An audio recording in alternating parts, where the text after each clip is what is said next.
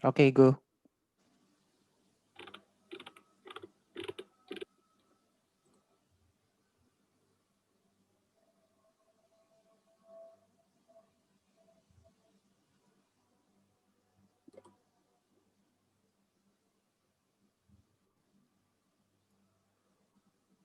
Halo, selamat malam Bapak dan Ibu.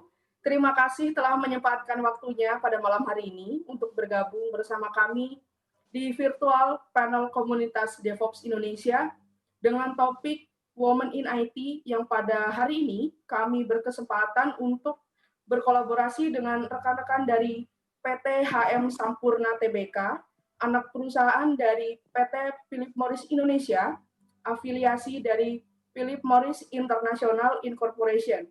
Moderator kita pada malam hari ini, Ibu Vidya Safitri, dan panelis kita pada malam hari ini, yaitu Ibu Yeni dan Ibu Luki Widya. Ini merupakan yang keempat kalinya kami dari komunitas DevOps Indonesia mengadakan event yang berkolaborasi dengan rekan-rekan dari PT HM Sampurna Tbk, yang pada hari ini kami akan sedikit berbeda dengan yang biasanya, yang mana pada malam hari ini sesinya adalah virtual. Sebelumnya, perkenalkan, nama saya Mia Fauzia. Pada malam hari ini saya ditemani oleh rekan saya, Mas Wisnu Prabowo. Selama kurang lebih 60 menit ke depan, kami akan menemani rekan-rekan selama sesi virtual panel ini berlangsung. Jika rekan-rekan ada yang mengalami kendala ataupun mempunyai pertanyaan terkait sesi meetup ini, silakan tuliskan pertanyaan rekan-rekan di kolom chat box yang tersedia. Saya dan Mas Wisnu akan membantu menangani kendala tersebut. Topik kita pada malam hari ini adalah terkait dengan Women in IT. Pada sesi ini, rekan-rekan dari PT HM Sampurna Tbk akan sharing mengenai bagaimana journey Ibu Yeni dan Ibu Luki as a woman yang role-nya berada di lingkup IT, bekerja di PT HM Sampurna Tbk. Harapannya setelah Bapak dan Ibu hadir pada sesi virtual panel malam ini, rekan-rekan yang bekerja dan role-nya berada pada lingkup bidang IT menjadi lebih termotivasi lagi. Namun perlu dicatat, sesi ini tidak hanya terbatas untuk perempuan saja. Sebelum kita masuk ke inti acara, saya akan menyampaikan beberapa agenda kita pada malam hari ini dan juga perkenalan sekilas komunitas DevOps Indonesia, karena mungkin salah satu dari Bapak Ibu ada yang baru bergabung di komunitas kami pada malam hari ini. Oke, agenda kita pada malam hari ini, tepat pukul 7, waiting room akan kami buka, kemudian persiapan live stream di YouTube channel DevOps Indonesia, dan juga sambil menunggu rekan-rekan yang lain bergabung, saya akan membuka acara, kemudian dilanjutkan dengan introduction, pengenalan dari komunitas DevOps Indonesia, dan juga beberapa informasi terkait sesi virtual ini. Selanjutnya, sesi diskusi yang akan dipandu oleh moderator. Sesi akan berlangsung selama kurang lebih 35 menit, dan perlu kami sampaikan kepada rekan-rekan bahwa sesi ini adalah berbentuk panel. Maka akan sedikit berbeda dengan sesi meet up sebelumnya, yang mana pada sesi malam hari ini, pemateri ataupun speaker tidak akan menampilkan presentasi. Namun untuk sesi malam hari ini, hanya akan dipandu oleh moderator. Jadi setelahnya tidak akan ada presentasi yang akan kami share dari komunitas DevOps Indonesia. Selama 35 menit ke depan, sesi ini akan dipandu oleh Ibu Vidya Safitri. Kemudian setelah sesi moderator dan juga panelis selesai, maka akan dilanjutkan dengan sesi tanya jawab. Silakan rekan-rekan tuliskan pertanyaannya di kolom chat box yang tersedia. Bisa dimulai dari sekarang terkait pertanyaan-pertanyaan yang ingin ditanyakan kepada Ibu Luki ataupun Ibu Yeni. Untuk pertanyaan yang menarik akan mendapatkan door prize berupa Google Home yang akan kami umumkan di akhir acara. Karena keterbatasan waktu, pertanyaan yang kami jawab akan kami batasi. Selanjutnya akan ada summary of discussion, kesimpulan dari diskusi pada malam hari ini yang akan disampaikan oleh moderator, dan yang terakhir adalah pengumuman terkait pemenang door prize pre-survey yang telah kita lakukan tempo hari dan juga penanya yang terpilih, dan kemudian akan ditutup dengan feedback dan closing. Sebelum sesi virtual Panel ini kami tutup, kami mohon kesediaan rekan-rekan untuk mengisi polling feedback form yang telah kami sediakan. Tujuan dari feedback form ini adalah untuk menjadi evaluasi kami, apa saja yang perlu kami improve pada meetup ataupun event selanjutnya. Demikian agenda kita pada malam hari ini. Selanjutnya adalah terkait dengan DevOps Indonesia. Mungkin ada beberapa dari rekan-rekan yang baru bergabung pada event kita malam hari ini. Komunitas DevOps Indonesia merupakan komunitas untuk berbagi pengalaman ataupun pengetahuan terkait dengan DevOps dan juga membantu memulai pergerakan DevOps di Indonesia. Komunitas DevOps Indonesia sudah ada sejak tahun 2017 dan memulai meetup di bulan November tahun 2017. Dan juga sekarang sudah mulai berlanjut melakukan meetup online di bulan April tahun 2020 dikarenakan kondisi pandemi yang terjadi pada saat ini. Saat ini komunitas di meetup.com sudah ada lebih dari 2.900 member, kemudian lebih dari 4.300 member di Telegram Group.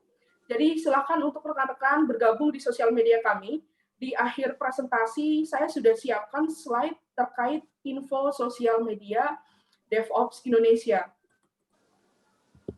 Selanjutnya adalah kesepakatan kita pada malam hari ini. Untuk kenyamanan masing-masing, silakan rekan-rekan menempatkan diri di ruangan yang minim dari suara bising dan tempat yang senyaman mungkin. Kemudian sesi ini akan kami tampilkan secara live di YouTube channel DevOps Indonesia. Meskipun sesinya online, kami harap rekan-rekan tetap dapat berpartisipasi dan berinteraksi satu sama lain melalui chat box yang tersedia. Jika ada yang mengalami kesulitan ataupun kendala mungkin terkait suara, silakan gunakan fitur raise hand ataupun chat box. Saya dan Mas Wisnu akan membantu menangani kendala tersebut. Dan kemudian jika rekan-rekan ada yang mempunyai pertanyaan untuk kedua panelis kita pada malam hari ini, silakan dituliskan di kolom chat box. Pada saat sesi tanya jawab, pertanyaan akan dibacakan oleh Ibu Vidya Savitri. Selanjutnya adalah infografis meetup kami sepanjang tahun 2019 sampai dengan tahun 2020. Kami sudah melaksanakan meetup berkolaborasi diantaranya dengan F5, Link Aja, Codex, Excelbyte, kemudian pada bulan Maret tahun 2020, kami telah mengadakan event tahunan yaitu Conference DevOps Days Jakarta, yang mana dua speaker kami diantaranya adalah rekan-rekan dari PT HM Sampurna Tbk. Selanjutnya, pada bulan April, dikarenakan PSBB, kami mengadakan meetup secara online melalui platform Zoom. Sampai dengan hari ini, bulan September tahun 2020. Selama sesi online ini, kami telah berkolaborasi diantaranya dengan Aqua Security, Mocha, Palo Alto, Mugi, F5, dan juga online pajak. Dan berikutnya adalah dengan rekan-rekan dari Bank BTPN, OCBC NSP, NetApp, dan pada bulan ini kami berkesempatan untuk berkolaborasi dengan rekan-rekan dari PT HM Sampurna Tbk. Oke, slide terakhir dari saya, terus terkoneksi dengan kami, silahkan bergabung di grup Telegram dan juga meetup.com kami di DevOps Indonesia. Kemudian follow sosial media kami di LinkedIn, Facebook, Instagram, dan juga Twitter. Info terkait meetup yang akan datang akan kami share di sosial media DevOps Indonesia. Bagi rekan-rekan yang belum sempat bergabung di meetup sebelumnya ataupun ingin menonton ulang presentasi meetup kami di sesi yang sebelumnya, silakan kunjungi dan subscribe channel YouTube DevOps Indonesia karena video-video online meetup kami upload di channel YouTube tersebut. Terima kasih, cukup sekian dari saya. Langsung saja kita menuju ke inti acara, panel discussion dengan topik Women in IT, yang akan dipandu oleh moderator kita pada malam hari ini, Ibu Vidya Savitri. Kepada moderator dan juga panelis, saya persilakan. Terima kasih Mbak Mia. Apa kabar semuanya? Selamat malam teman-teman. Apa kabar? Semuanya ada di Zoom ataupun yang ada di YouTube. Semoga dalam keadaan sehat ya. Perkenalkan, saya Vidya Savitri. Saya bekerja di HM Sampurna sebagai IT Service Leader Operation. Malam ini saya akan membantu teman-teman dalam sesi sharing yang pastinya akan menarik dan juga inspiring. Sejak awal tuh mulai bekerja saya sudah kecemplung di bidang IT hingga sekarang. tidak jarang ketika ketemu sama teman-teman lama di arisan atau di acara apa gitu ya, mereka baiknya pasang muka wow atau heran gitu ketika saya bilang saya bekerja di bidang IT. Mungkin teman-teman ada juga yang ngalamin hal yang sama ya. Nah, oleh karena itu saya mau share sedikit nih, karena sebelum acara ini pun kami sudah melakukan pre-survey dan hasilnya pun cukup menarik. Mbak Mia bisa tolong di-share Mbak hasil surveinya? Jadi di survei sebelumnya, ketika kami memberikan pertanyaan, apa sih yang menghalangi wanita untuk sukses di bidang karir, di bidang IT, dan ternyata salah satu hal yang paling tinggi bobotnya adalah jam lembur. Yang kedua, faktor keluarga dan juga faktor budaya. Dan selanjutnya ada satu poin lagi yang menurut saya cukup menarik dari pre-survey sebelumnya. Next, Mbak Mia, tolong. Yaitu sebenarnya faktor apa sih yang sebenarnya tuh penting banget dalam mendukung kesetaraan gender di dunia kerja IT. Di sini teman-teman bisa lihat bahwa beberapa poin yang di-highlight cukup besar di sini. Jadi ada experience, kemauan, semangat, skill, mindset, itu adalah hal-hal yang penting yang bisa mendukung kesetaraan gender di dunia kerja IT. Oleh karena itu, saya pengen tahu nih, benar nggak sih sebenarnya hal ini tuh memang kondisi sebenarnya gitu ya. Karena itu kita cek langsung ya dengan speaker-speaker kita hari ini. Jadi mari kita welcoming para speaker handal kita hari ini yang luar biasa, cantik, pinter, karirnya keren. Yang pertama adalah Ibu Yeni Eng. Beliau mengawali karirnya di Sampurna sejak 2003, di mana telah mendapatkan kesempatan bekerja di belahan dunia macam-macam, dari Australia, Switzerland, Jepang, Turki, dan juga Israel. Selain itu, Ibu Yeni juga sudah mencicipi banyak posisi di bidang IT, dari sistem development, terus ke proses, hingga saat ini akhirnya Ibu Yeni saat ini berada sebagai Head of IT Indonesia PT HM Sampurna. Nah, selanjutnya speaker yang kedua nggak kalah keren ya, Ibu Luki Widya Pramesti, bisa dilihat tampilannya di situ. Jadi, Ibu Luki ini mengawali karirnya sebagai ERP developer dan kini menduduki posisi sebagai IT Solution Expert Track and Trace di PT HM Sampurna yang saat ini sedang menjalani, saya bilangnya tugas negara ya. Tugas negara yaitu assignment di Polandia selama 1,5 tahun. Jadi sesi hari ini cukup menarik karena bukan cuma di Jakarta aja speaker-speakernya, tapi juga ada yang lagi di Polandia. Oke, sebenarnya itu introduction hari ini mengenai speakernya, dan selanjutnya kita akan bahas ke topik inti, di mana kita akan lebih fokus mengenai diskusi mengenai dua topik. Yang pertama adalah bagaimana pengalaman Ibu Yeni dan Luki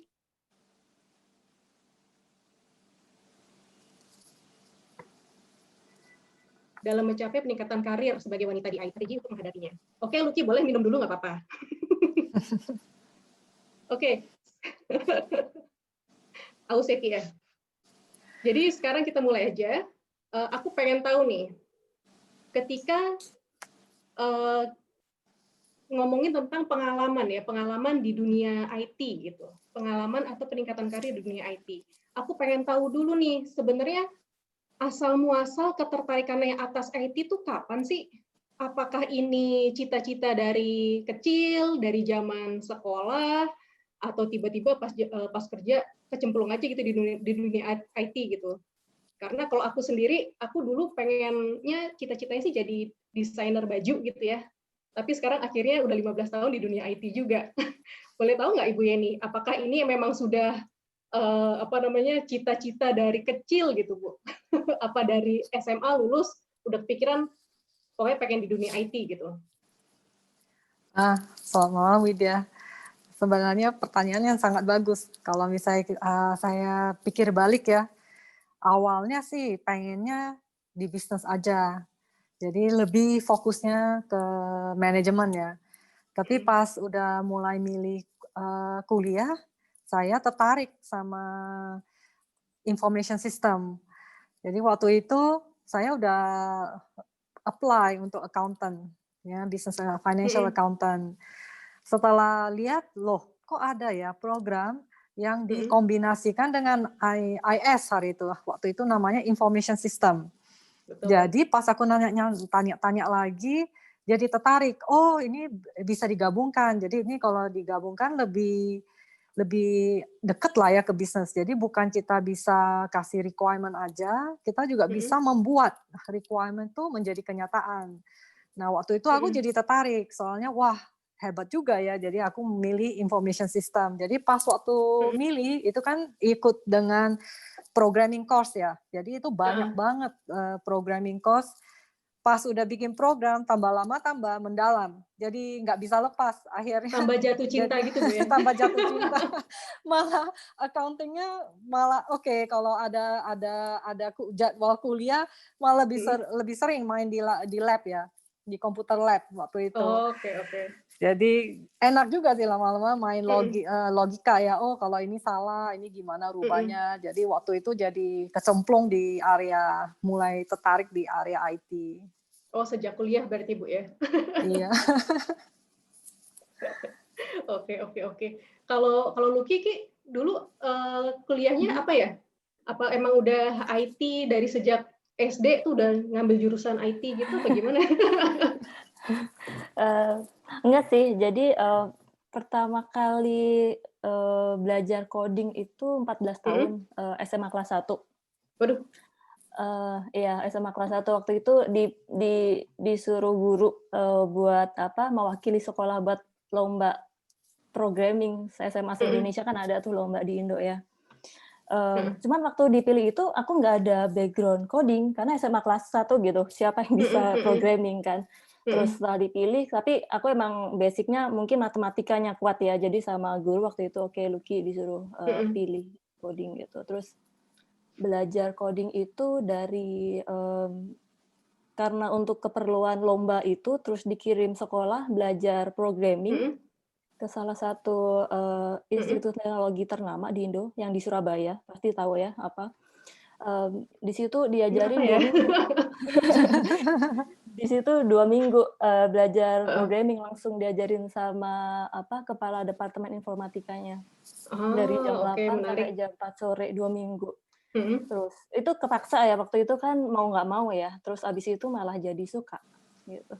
Nah, jadi ternyata enak, coding itu fun, terus akhirnya sampai sekarang. Berarti ini sama Bu Yeni ya, jatuh cinta ketika coding gitu. Iya, kalau coding. Terus ya itu karena SMA-nya udah suka IT, ya waktu kuliah, waktu kerja udah yang dicari emang IT sih. Jadi beda dengan Bu Yeni, aku nggak pernah coba explore bidang yang lain. Gitu.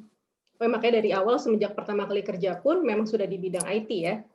Kalau Bu Yeni sebelum di IT di bidang apa Bu ya? Pas awal-awal kerja Bu? Nah, pas awal kerja saya kirain oke, kalau kuliah boleh lah ya jatuh cinta sama coding ya kan.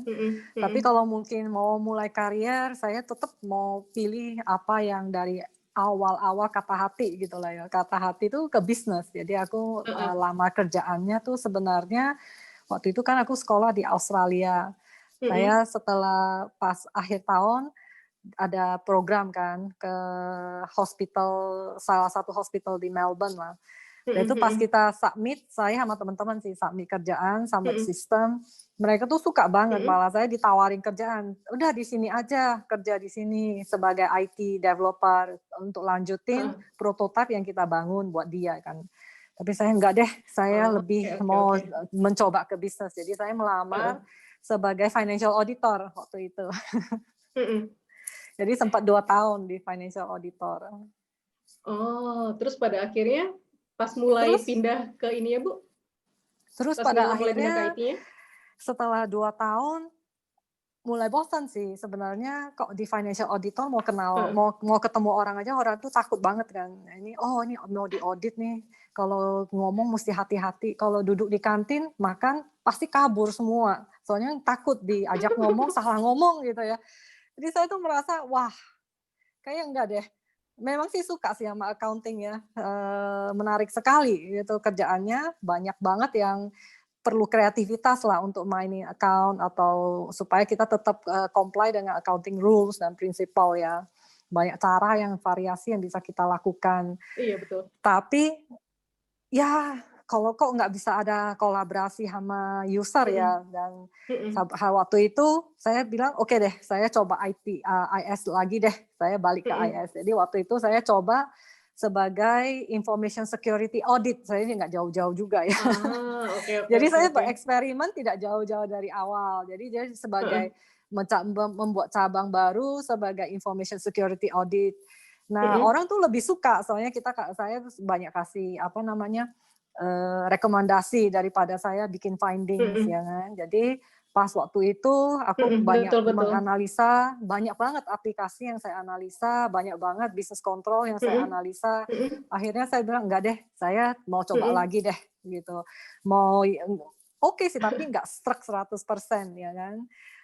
Setelah 1,5 tahun di IT security audit, saya pindah. Nah, waktu itu saya lihat sistem Oracle, ERP. Nah, pas waktu kita lihat ERP, salah satunya saya juga apply ke Sampurna. Ya. Waktu itu mulai di Sampurna sejak 2003 berkarirnya. Dan sejak itu sampai sekarang udah deh jatuh cinta sama IT, nggak kemana-mana lagi. Udah nggak bisa pindah ke lain hati lagi, Bu ya? Iya, betul. Nah, aku sekarang mau pengen tahu juga nih, berdasarkan hasil pre-survey kita yang sebelumnya kan dibilang katanya salah satu yang menghalangi wanita untuk terjun di dunia IT adalah suka lembur katanya gitu kan. Aku pengen tahu dong Bu, gimana sih Ibu memaintain working life balance-nya Bu? Ini pertanyaan klasik di mana-mana pasti ditanyain ya. Cuman ya aku juga pengen tahu gitu. Work life balance itu emang rumit. Ini pertanyaan yang sangat rumit dijawab. Karena itu nggak ada kayak formula yang pasti ya. Kayak kita hari ini 5 jam kerja, 5 jam keluarga, dan itu 5 jam untuk diri sendiri. Ya itu sampai sekarang saya belum ketemu lah ada algoritmnya. Yang saya ketemu dari pengalaman selama berkarir di pribadi ya, ini pengalaman pribadi, itu sebenarnya kita mesti balancing terus ya.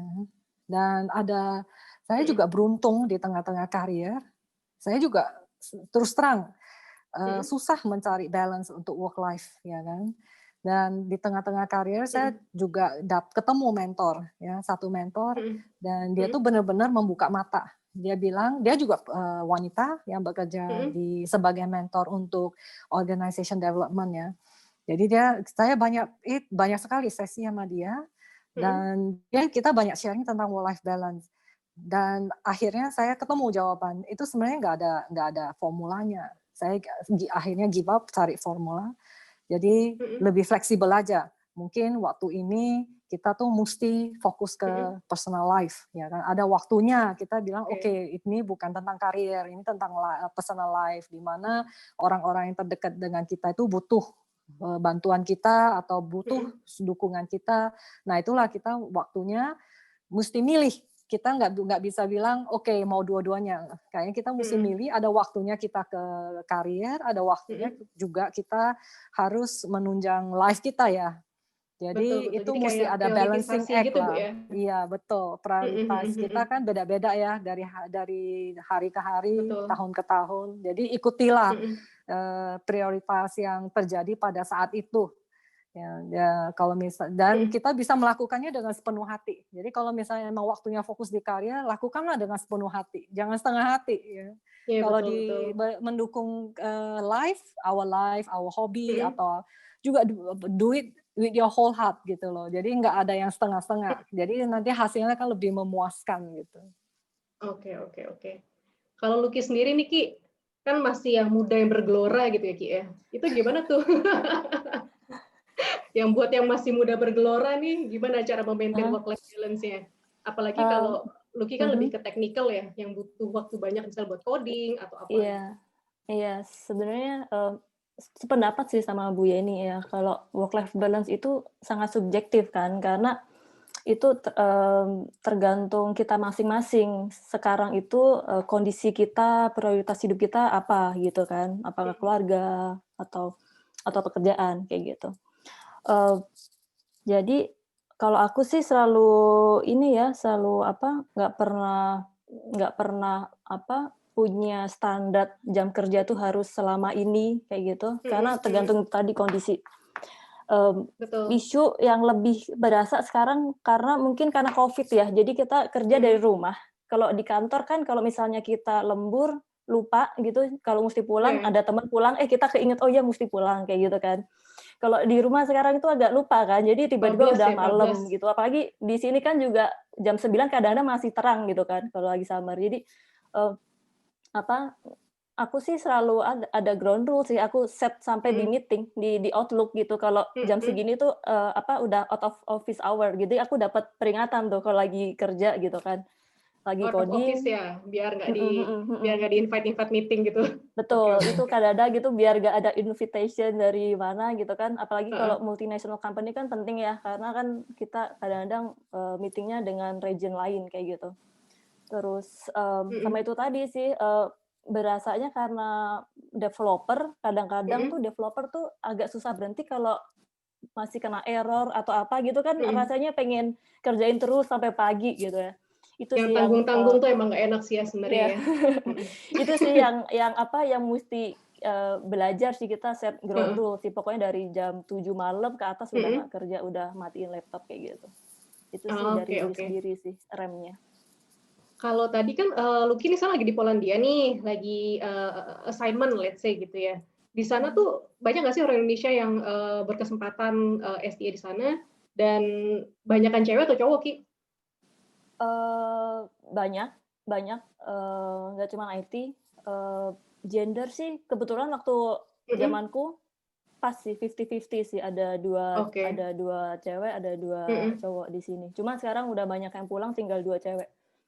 Berarti sebenarnya kesempatannya pun sama aja ya, antara cowok ataupun cewek. Oke. Jadi sebenarnya nggak dipengaruhin gender sih, tergantung opportunity mau kita ambil atau enggak. Gitu. Betul. Kalau selama bekerja gitu, sebenarnya ada nggak sih challenge yang paling dirasakan banget dari opposite gender gitu? Pernah nggak dipandang sebelah mata gitu, apa gimana? Pernah ngalamin nggak sih? Terserah, boleh sweet. Kalau nggak Lucky dulu deh, boleh. Kalau aku enggak ya, kalau aku malah justru dukungan ya. Dukungan dalam artian bukan kayak disemangatin, oh Lucky mau wakilin cewek, enggak gitu juga. Maksudnya nggak pernah merasa ada perbedaan perlakuan gitu. Jadi kalau misalnya kita kan kita suka ada inisiatif tuh di kantor kan, misalnya ada bikin satu grup gitu, pembagian kerjaan juga juga benar dibagi rata, bukan karena karena cewek terus dikasih codingannya yang paling dikit, enggak juga gitu. Yang paling gampang gitu dikasih enggak ya? Yang paling gampang ya enggak juga gitu. Jadi kayak gitu. Itu menurut aku salah satu dukungan sih yang tidak betul. tidak perlu diomongin lah kayak gitu. Kalau dari Ibu Yeni sendiri, Bu, selama sekarang sebagai Head of IT, pernah melihat atau pernah mengalami nggak sih, Bu, adanya kayak challenge dari opposite gender gitu, Bu? Dan gimana cara Ibu buat bisa ngasih strategi cara menghadapinya itu gimana? Saya sih sependapat sama Lucky. Selama saya karier dari awal ya sampai sekarang, saya tidak pernah merasakan ide saya itu dinomor 2-kan karena itu saya wanita. Itu tidak pernah terjadi. Yang pernah terjadi malah saya sendiri yang menomor 2-kan diri sendiri. Ya, saya merasa gimana tuh, Bu? saya idenya kayaknya nggak gitu bagus ya. Jadi saya nggak awal-awal mulai karier malah masih bimbang lah untuk share idenya ya kan. Kalau mau ngomong kayak dulu waktu sebagai financial auditor untuk sistem aja, kalau mau ngomong finding tuh mesti baca, cek dan recheck. Dan soalnya saya merasa nggak percaya diri waktu awalnya kalau memang saya menemukan itu, takut di challenge dan saya nggak bisa membuktikan itu hal yang benar. Tapi dengan melakukan extra homework, malah waktu di challenge saya tuh bisa melakukan fakta-fakta. yang orang yang dengar juga oh iya ya benar gitu loh, malah didengerin oh kalau gitu iya benar teliti banget gitu loh hasil kerjanya. Nah dari situ saya banyak belajar. Tapi selama itu kecuali diri sendiri yang selalu men-challenge benar nggak pendapat diri sendiri gitu ya. Kalau selama itu saya belajar, oh utarakan aja apa sih yang bisa kita what's the worst can happen kalau kita ngomong ya. Paling jeleknya ya kita belajar, kita salah ya, jawabannya kita salah atau ide orang ada ide yang lebih bagus atau dengan ide sendiri dan ditambah dengan ide orang itu jadi ide yang lebih wah. Jadi kan merasa kontribusi juga ya kan. Jadi itu nggak pernah ada kata salah atau benar. Yang penting tuh take the first step dan utarakan ide itu. Jangan menomor duakan diri sendiri. Sebenarnya itu lebih ke diri sendiri daripada yang partisipasi. Itu kayak ini Bu ya, lebih kayak apa ya, mental block sendiri lah ya, diri sendiri. Iya. Mental block gitu. Iya betul, mental block itu kata-katanya tepat banget.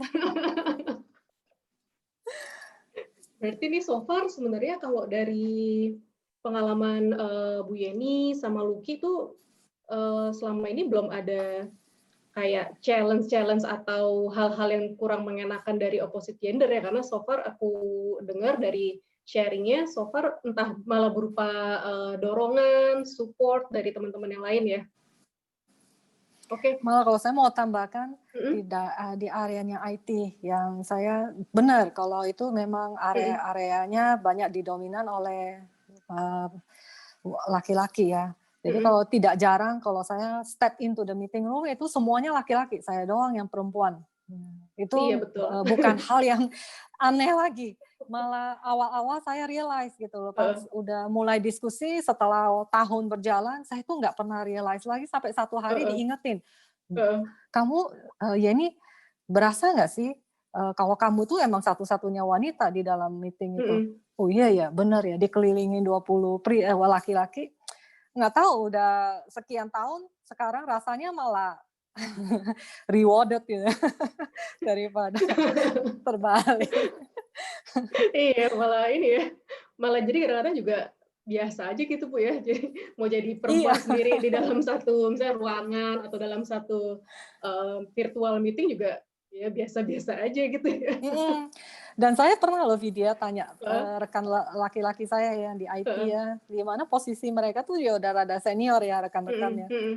Saya pernah nanya, kamu risih nggak sih kalau ada satu-satunya wanita di dalam meeting room?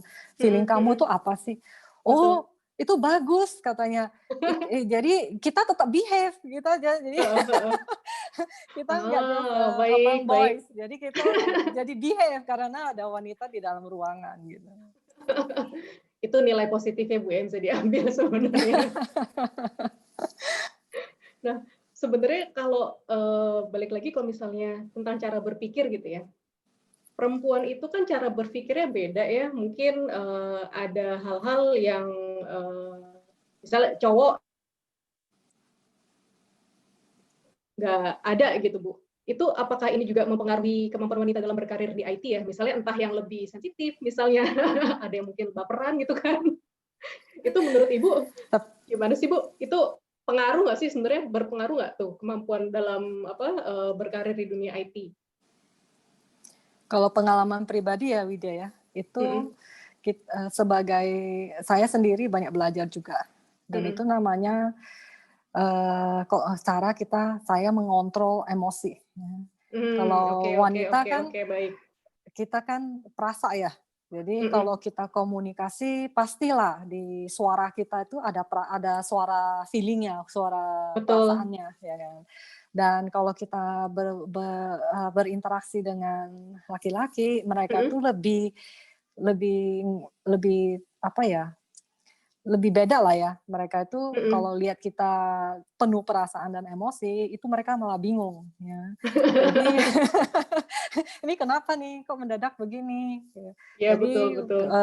dari sisi mentoring juga saya banyak belajar. Ya. Mm-mm, Saya banyak mm-mm, belajar untuk kontrol ya, emosi lah. Jadi lebih datar, ya kan? mm-mm, Jadi mm-mm, kalau dibilangin ya aja gitu loh, jangan mm-mm. apa ya maksud dia yang ngomong gitu, apakah begini, apakah begitu?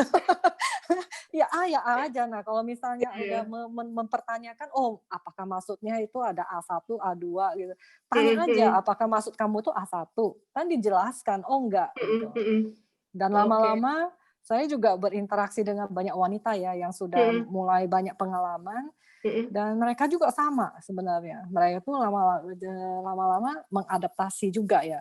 Jadi tuh mm-mm. kita bisa benar-benar membedakan mana itu diskusi, mana yang udahlah jangan dibawa-bawa emosi. Jadi lebih kalem gitu ya.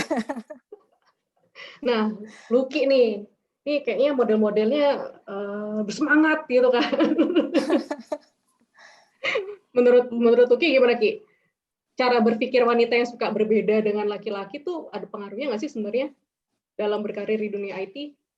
Mungkin aku jawab dalam berkarir sebagai developer kali ya, karena aku Curhat engineer. juga boleh curhat. Ya. Karena kan engineer tuh dikit banget yang cewek kan. Tapi aku tuh mungkin terus mitos cewek itu nggak bisa logically thinking, nggak jalan kayak gitu kan, lebih baper, makanya nggak ada yang jadi developer.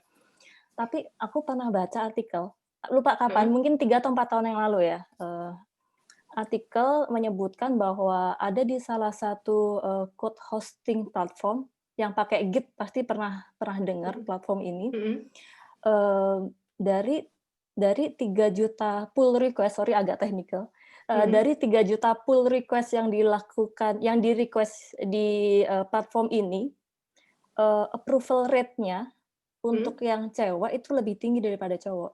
Jadi untuk kita bisa sumbang code ke platform ini tuh mesti ada nge-approve gitu. Dan waktu approve kan itu nggak ada ngecek dia laki-laki atau perempuan kan. Biasanya kita bikin ID-nya yang agak-agak aneh gitu kan, biasa developer. Terus ternyata ada yang minta data, dilihat statistiknya, approval rate-nya lebih tinggi cewek gitu. Jadi di situ aku mau ngomongin, aku nggak bilang cewek itu lebih jago ya, cuman kita nggak kalah sih, kita bisa coding gitu. Buktinya kan dengan jumlah yang dikit tetap aja kita yang lebih banyak masuk gitu. Itu sih. Jadi disimpulkan. Mungkin kalau cewek-cewek bisa jadi ada yang lebih teliti gitu ya, lebih sabar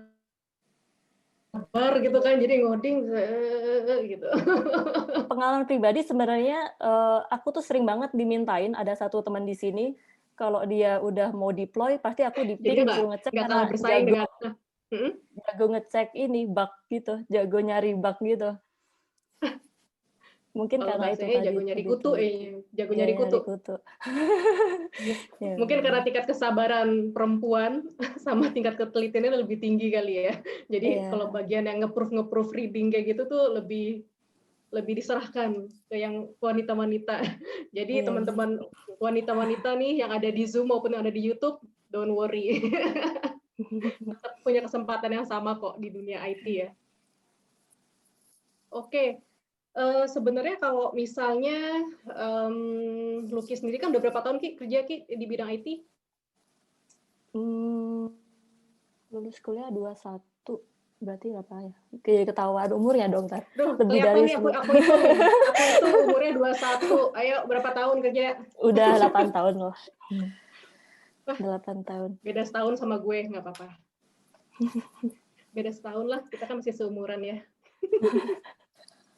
Sebenarnya Lucky 8 tahun, Ibu Yeni kalau di dunia IT tuh udah 17 tahun ya Bu, kalau nggak salah Ibu ya? Iya, betul. Kalau misalnya diminta buat menggambarkan, sebenarnya tuh perasaan bekerja di dunia IT tuh apa sih? 3 kata aja boleh. Kalau di summary jadi 3 kata. Iya. Itu di IT, tantangan, banyak variasinya, dan banyak kreatifnya. Kalau dikasih 3 kata. Oke. Kalau lu Kiki, pakai bahasa manusia aja, jangan pakai bahasa ini ya, programming. Nanti rooming. Apa ya? Inovasi, Mm-mm. evolving, Oke. sama yang terakhir apa ya?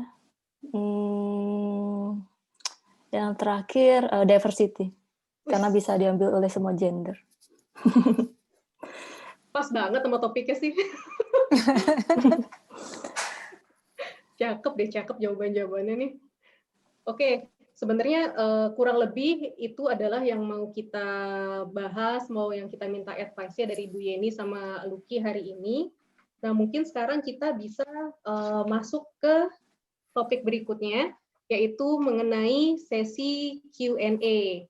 Jadi coba aku lihat nih ada 500 yang udah ngechat mau menanyakan. Mungkin kita bisa coba bahas. Aku coba cek dulu ya. Sebentar. Oke. Nah, ini ada satu pertanyaan, maksudnya pertanyaan pertama. Aku coba bacain ya. Tempat kami sangat, ini pertanyaan dari Muhammad Taufik Hidayat. Di sini ditanyakan, tempat kami sangat patriarki karena kami mengendalikan layanan IT di pelabuhan. Sudahlah IT di pelabuhan lagi kan.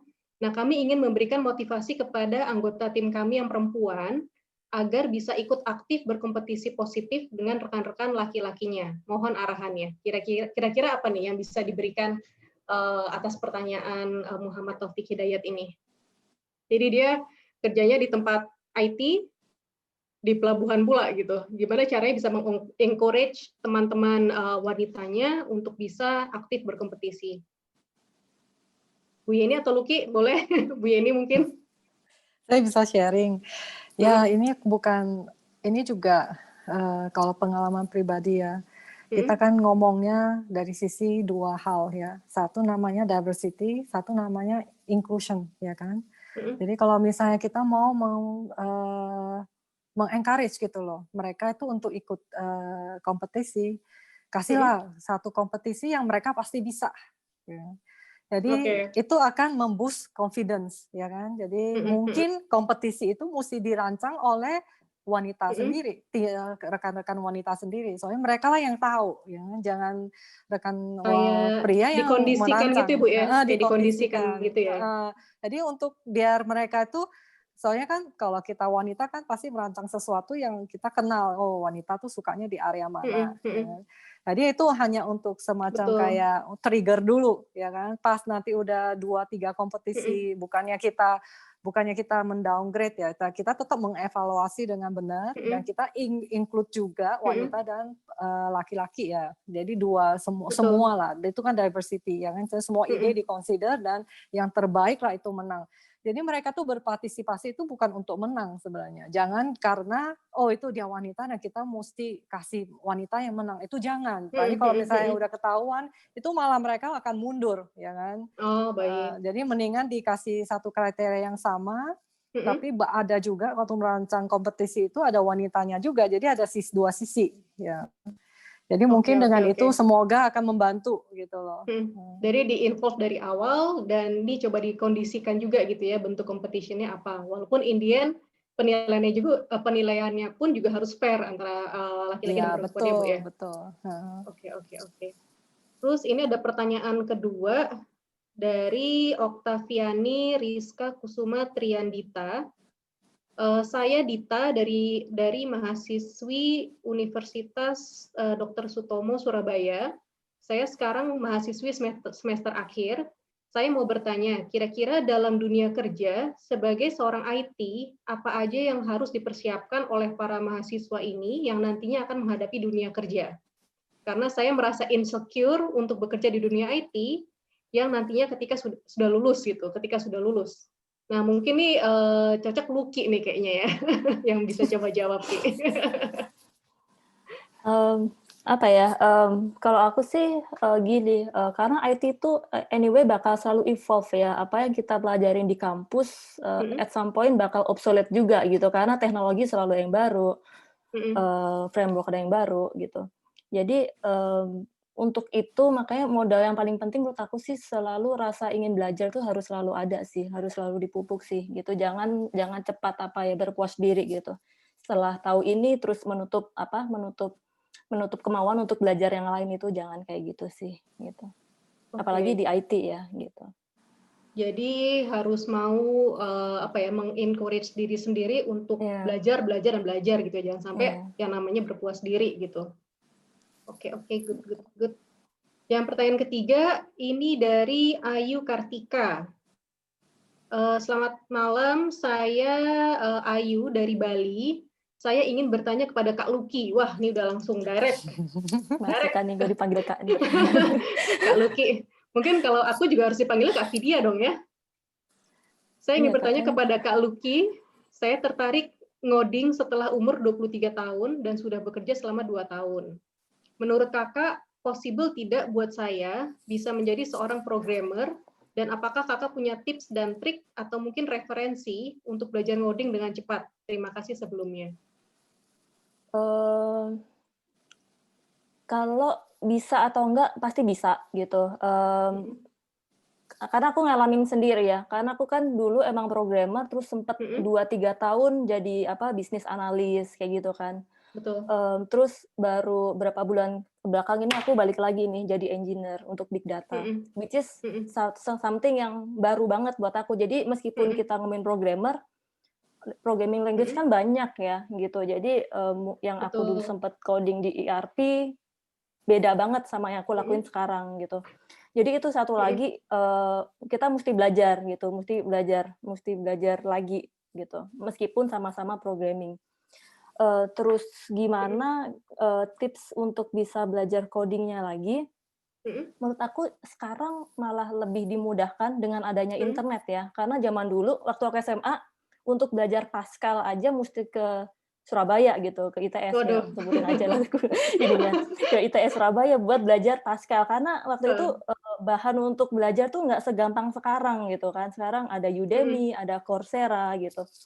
Jadi itu mungkin banyak-banyak baca biar kita, tapi kan gini, meskipun di sekarang kita banyak platform, tapi kalau kita nggak pernah tahu platform itu ada, ya sama aja gitu, kita nggak pernah akan explore. Jadi itu sih banyak-banyak baca, terus ikut community kayak sekarang, kayak misalnya DevOps Indonesia ini, itu juga bagus banget. Karena waktu aku sebelum ke Polandia, waktu di Jakarta kan sempat juga bantuin implementasi DevOps ya. Itu sesuatu yang baru banget di kantor kita pun mau belajar juga dikit orang yang udah ngerti karena nih sama-sama baru untuk kita semua gitu. Ya aku meski belajar training in class gitu kan, online juga ada Udemy yang aku sebutin tadi, Udemy, Coursera, juga ikut ini DevOps Indonesia. Dulu waktu di Jakarta aku beberapa kali tuh ikut offline acara ini DevOps Indonesia karena mau tahu juga pengalaman dari teman-teman di corporate lain cara implement DevOps gimana kayak gitu. Jadi itu sih bisa dari community, bisa dari training ya, online training. Dan sekarang lumayan affordable sih gitu, banyak diskon dan lain-lain. Emang sukanya suka diskonnya juga sama-sama banyak saya.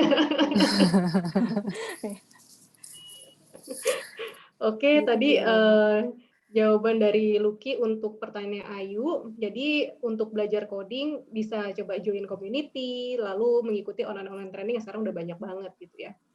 Nah sekarang ini mungkin pertanyaan terakhir hari ini yang akan kita bahas dari Stefania Sampurna dari Sampurna. Jadi dunia IT terus berkembang dan menuntut kita untuk terus belajar. Bagaimana menjaga motivasi untuk terus belajar dan bagaimana time manajemennya ketika kita sebagai wanita harus bekerja dan juga mengurus rumah. Nah ini sekarang aku lempar. Aku switch ke Ibu Yeni, kayak cocok nih. Bisa dibantu jawab, Bu, pertanyaannya Stefania? Wah, pertanyaan yang bagus sekali.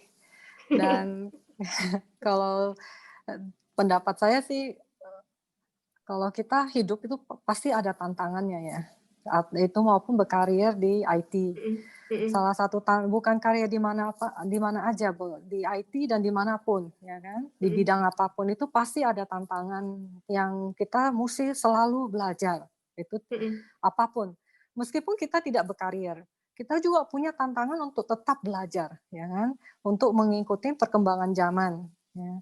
Jadi perubahan itu salah satu hal yang pasti di hidup semua orang, itu pasti. Dan kita harus melihat tantangan itu dari dua sisi. Kalau tantangan yang kita jalanin dan itu menambah kita supaya lebih relevan, supaya ilmunya tambah gitu. Memang tantangannya tuh bukan tantangan yang gampang, tapi itulah tantangan yang positif. Tantangan yang kita masih bisa kita kontrol. Dan kalau kita lihat teknologi sekarang itu seperti kata Lucky ya, itu udah canggih banget. Kalau kita join online, waktu itu it's up to us. Kayak sekarang saya lagi join satu online course dan dia kasih saya waktu 1 tahun. Ya kita bisa balancing, ya kan? Jadi sekarang itu kalau ngomong waktu untuk belajar itu udah bukan lagi kendala, itu malah dipermudah. Saya setiap kali kalau misalnya sambil masak nih, dengerin podcast. Ya kan? Nah, itu kan kalau enggak beli audiobook, dibacain. Iya sih, Jadi saya tetap belajar. Meskipun lagi di gym, ya kan, lagi lari, tapi tetap belajar, ya kan. Nah, semuanya sekarang udah dipermudah sekali dengan teknologi. Jadi kalau misalnya tantangan untuk belajar, raih itu salah satu yang mesti kita jadikan satu motivasi, ya, dimanapun kita berkarir. Jadi sebenarnya sekarang tuh udah makin mudah ya Bu ya buat dapetin media-media untuk belajar dan nggak harus strict di kelas di jam-jam tertentu, tapi fleksibel juga dari sisi waktunya Bu ya. Oke, baik, menarik. Nah ini sebenarnya kita tadi aku bilang kan cuman itu udah pertanyaan terakhir nih, ternyata ada lagi Bu yang menarik. dan katanya Kakak Mia, katanya Mbak Mia, kayak boleh-boleh aja nih, soal pertanyaannya bagus-bagus gitu. Jadi aku mau bacain lagi nih beberapa pertanyaan. Ini pertama, yang selanjutnya adalah, selamat malam, saya Claudia Felicia, seorang mahasiswi semester akhir di IT. Saya ingin bertanya, pekerjaan di IT itu kan burnout-nya lebih cepat daripada pekerjaan lain. Kira-kira gimana cara mengatasinya, dan bagaimana cara mengatasi imposter syndrome, merasa tidak lebih baik daripada yang lainnya? Mohon pencerahannya. Siapa ayo? Siapa ayo? Nih coba aku pengen tahu nih pendapat dari Lucky mungkin gantian.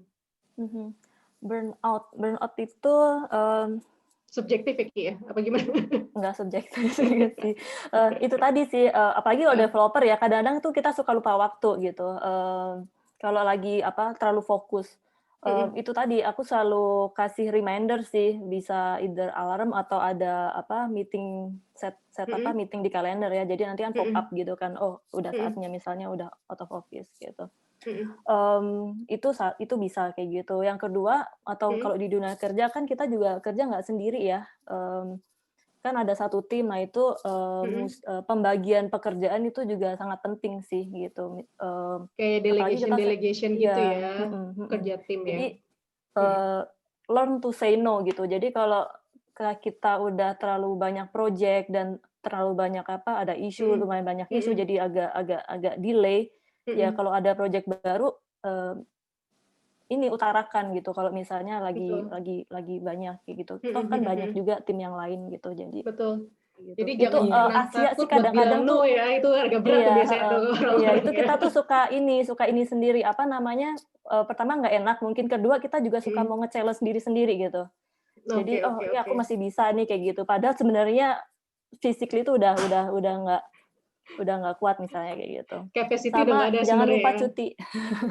Jangan lupa liburan, itu sih penting sih. Kan kita dapat jatah cuti untuk dipakai kan, untuk liburan itu jangan lupa diambil kalau nanti kerja gitu. Nah itu tipsnya bagus banget tuh Claudia tuh dari Lucky, jangan lupa liburan. Yeah.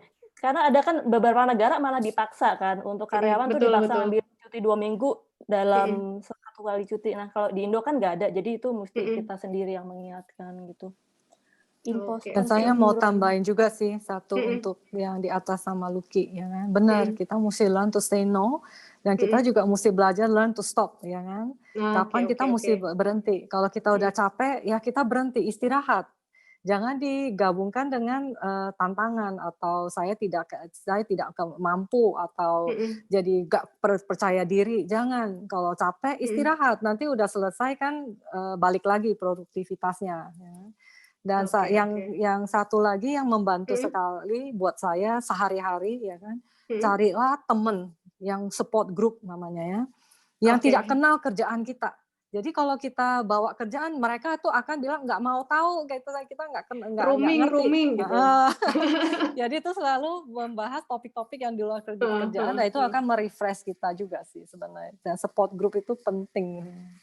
Berarti ini support group ini sebenarnya juga salah satu cara buat work life balance juga Bu ya. Oke, ini masih ada satu lagi, tanggung ya, kita habiskan saja gitu. Selamat malam, saya Ardelia dari Jakarta. Apakah Ibu Yeni dan Ibu Luki ada mengalami gender dan generation gap antara generasi milenial saat ini dengan generasi Anda saat ini? Dan bagaimana menjembatani gender dan generation gap itu? Nah, ini sebenarnya kalau masalah generation gap, saya kan sama Luki kebetulan sama-sama milenial ya Bu ya. Itu gimana cara menjembatani gitu? Mau Luki atau Bu Yeni nih? Gimana Luki, tertarik untuk menjawab? Boleh mungkin aku, karena ini pertanyaan terakhir, bolehlah feedback-nya dari dua-duanya. Bu Yeni dulu boleh, habis itu Luki ya. Oke, saya mulai dulu. Kalau misalnya perbedaan sih ada lah ya, bukan terutama perbedaan generasi. Malah kalau misalnya dari sisi pribadi sih saya malah appreciate banget, soalnya itu membawa hal-hal yang baru ya. Seperti kalau saya punya acara gitu ya, saya suka tuh dengan kombinasi beberapa diverse lah ya dari sisi generasi ya. Jadi itu ada yang kasih ide yang bervariasi. Kalau misalnya itu dilihat sebagai satu yang negatif, itu tidak pernah terjadi. Itu malah sesuatu yang positif sekali ya. Soalnya itu membawa hal-hal yang baru. Jadi saya tuh jadi kenal, kata-kata gaulnya apa gitu. Kalau kita ngomong waktu makan siang, kata gaulnya apa, makanan yang paling in, snack-snack yang paling in. Jadi tahu gitu loh, oke zamannya tuh sekarang taste-nya beda generasi itu ada di mana, tempat gaulnya di mana, hangout-nya di mana. Jadi menarik sekali. Jadi itu malah sesuatu yang bisa dilihat dari sisi positifnya ya. Jadi daripada jadi semacam kendala karena perbedaan generasi. Oke. Kalau Luki sendiri Ki, gimana Ki? Ada pengalaman? Waktu kerja sama Kak Vidya ya. kita kan satu generasi ya kan. Gitu. Sebenarnya menurut aku sih malah justru penting ya punya kombinasi ini gitu, karena malah bukan sebagai negatif, malah positif, karena untuk generasi-generasi pendahulu kita, mereka itu punya lesson learn yang hanya bisa didapatkan dari pengalaman gitu, nggak ada di training atau apa, dan dengan kita bekerja bersama mereka pasti ada diskusi dan lain-lainnya, kita bakal dapat juga tuh ilmu-ilmu yang kayak gitu. Oke. Jadi malah jadi kayak menambah Saling informasi, saling mengisi gitu ya. Saling mengisi. Oke. Baik. Wah, ini kayak udah menarik banget ya pertanyaannya, jawabannya juga bagus-bagus dari Bu Yeni sama Luki. Semoga teman-teman mendapatkan feedback yang baik dari sesi hari ini.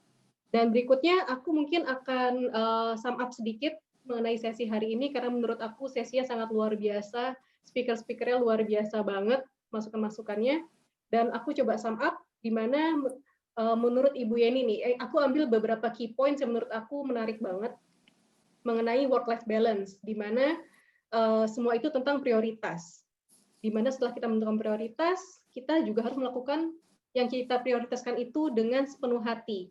Jadi kita ketika bekerja, lakukan dengan sepenuh hati, jangan setengah-setengah. Kemudian jangan pernah takut untuk take the first step. Ya. Jadi kita mulai aja dulu, hilangkan mental block-nya utarakan pendapat kamu sama straight to the point. Kadang-kadang mungkin ada beberapa orang yang tipenya tuh pemalu kayak saya gitu ya, suka mungkin jadinya lebih diam gitu kan ya. Tapi ini lebih baik untuk bisa berkompetisi dengan opposite gender, dengan teman-teman wanita lainnya, straight to the point, belajar untuk straight to the point. Dan juga dari Lucky aku ambil key points juga nih yang bagus-bagus. Kita harus belajar untuk bilang tidak.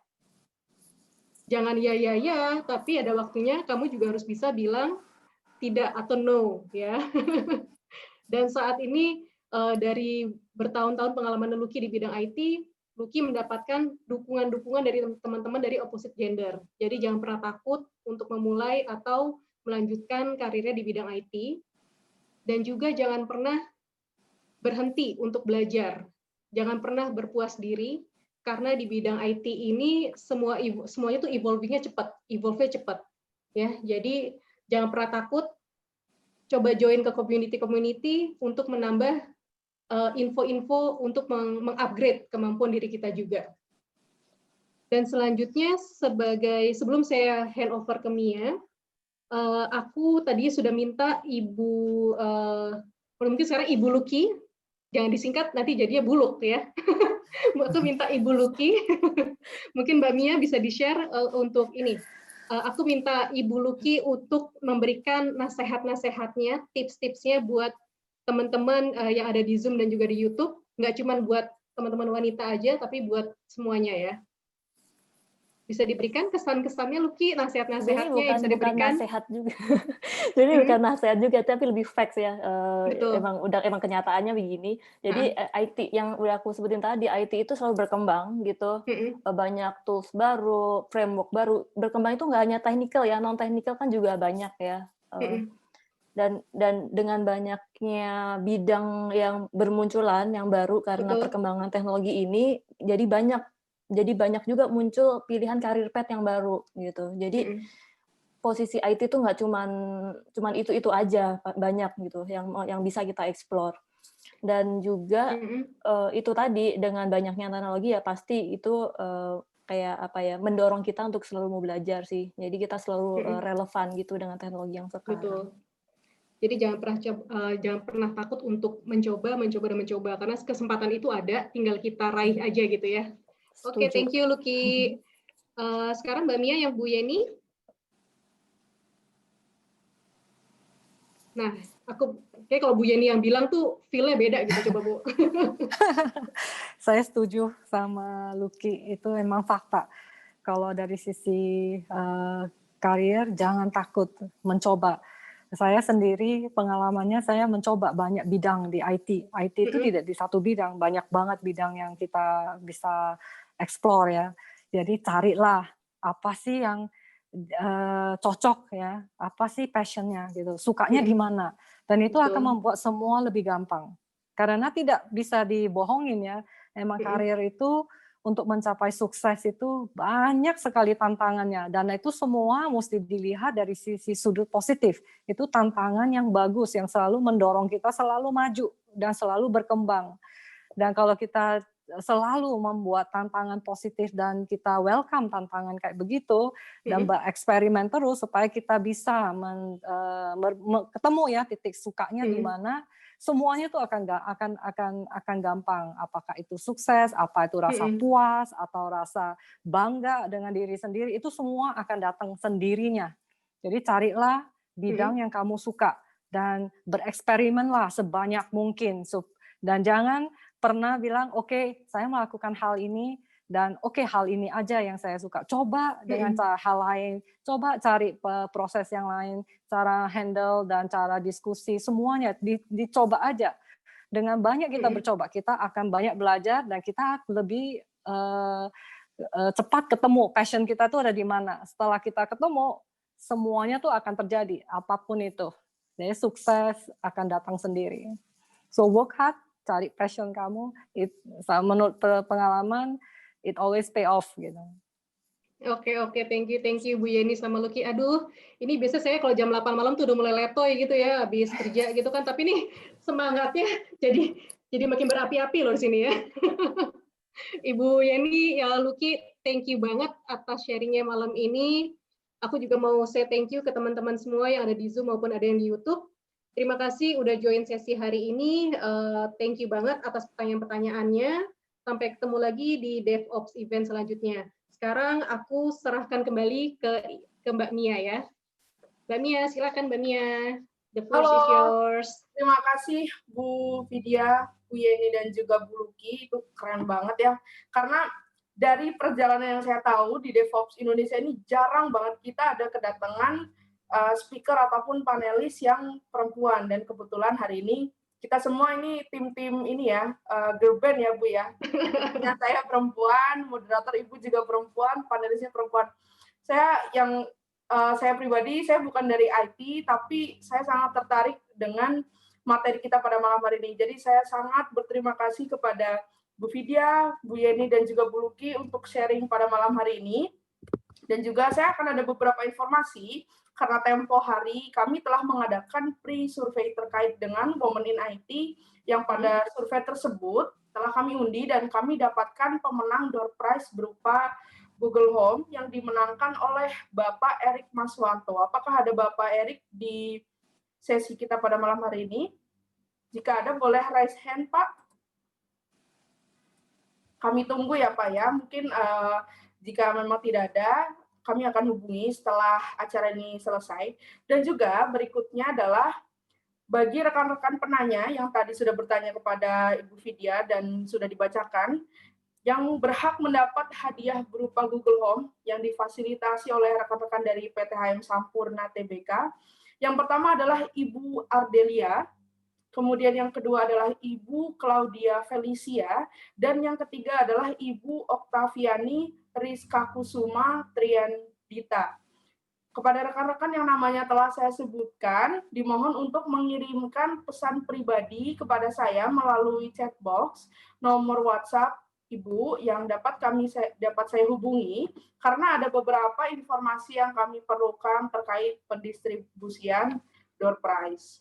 Seperti itu. Dimohon untuk Ibu Ardelia, Ibu Claudia, dan Ibu Dita, dimohon segera mengirimkan. Jangan dulu langsung sign out dari Zoom meeting ini, mohon mengirimkan dulu nomor WhatsApp yang dapat saya hubungi, karena setelah sesi ini berakhir akan langsung saya hubungi kepada pemenang tersebut.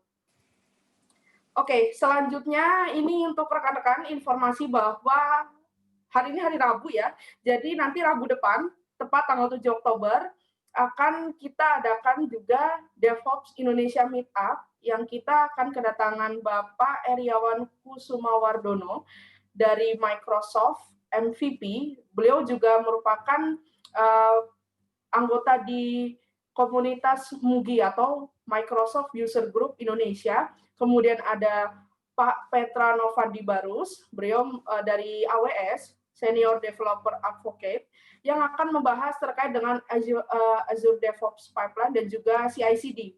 Nah, ini boleh di screenshot dulu untuk rekan-rekan. Untuk linknya sudah aktif, boleh langsung daftar, karena ini eventnya adalah tepat sekali Rabu depan.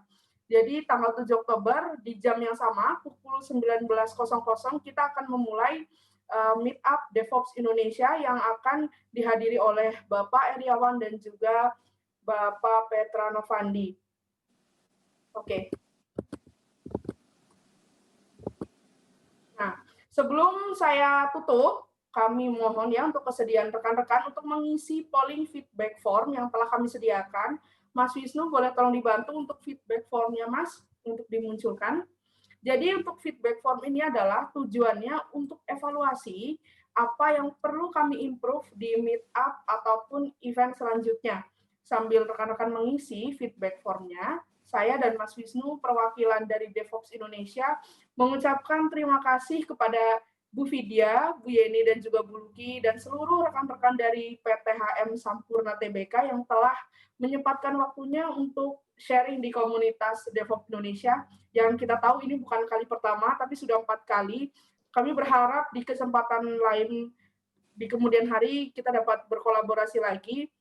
Semoga kita dapat dipertemukan secara offline di kesempatan di berikutnya. Dan juga saya ingin berterima kasih kepada Bapak Ibu yang telah berkenan untuk bergabung bersama kami pada meetup malam ini. Saya juga mengingatkan rekan-rekan untuk tetap menjaga kesehatan. Jangan lupa selalu gunakan masker jika keluar rumah. Jangan lupa untuk selalu membawa kebutuhan-kebutuhan pribadi, sering-sering cuci tangan, menggunakan sabun, dan juga menggunakan hand sanitizer secara berkala. Saya mohon maaf apabila ada kekurangan ataupun salah kata selama sesi ini berlangsung. Terus terkoneksi dengan kami, silahkan bergabung di Telegram Group dan meetup.com kami di DevOps Indonesia, kemudian follow sosial media kami di LinkedIn, Instagram, dan juga Twitter.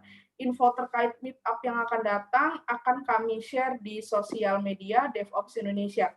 Bagi rekan-rekan yang belum sempat bergabung di meetup sebelumnya, ataupun ingin menonton ulang tayangan dari presentasi di meetup yang sebelumnya, silahkan kunjungi dan subscribe channel YouTube DevOps Indonesia, karena video-video online meetup kami upload di channel YouTube DevOps Indonesia.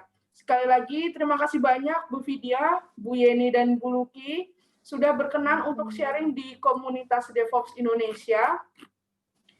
Dan juga terima kasih untuk rekan-rekan yang sudah bergabung. Saya Mia Fauzia, mohon pamit undur diri. Selamat malam. Sampai jumpa di meetup selanjutnya, yaitu hari Rabu, tanggal 7 Oktober di jam yang sama pukul 19.00. Terima kasih. Thank you semuanya.